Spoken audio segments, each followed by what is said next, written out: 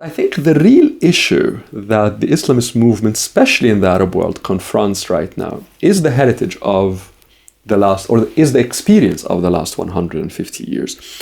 As I try to discuss in the book, that the responses of the Islamist movement to the exposure to modernity, to the rise of the modern Arab state or the modern state in the Middle East, to the increasing secularization of society, to things such as empowerment of women and things such as dilution of the role of the Islamic institutions in society. The responses have varied a lot. And they also varied because of the social dynamics. The responses that came from cosmopolitan societies such as Egypt and Tunisia were vastly different from the responses that came from tribal societies such as the ones in the Gulf, different from societies that have different ethnic and religious compositions, such as in the Eastern Mediterranean, in the Levant.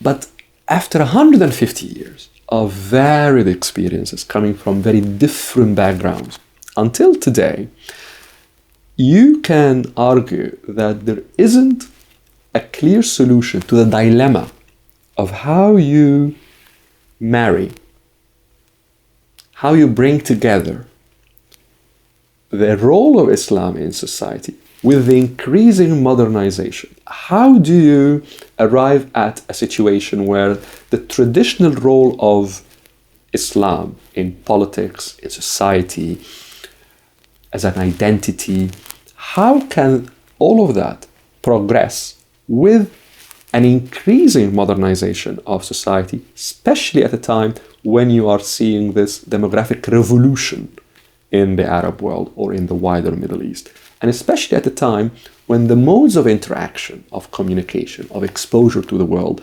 are changing at a bewildering pace.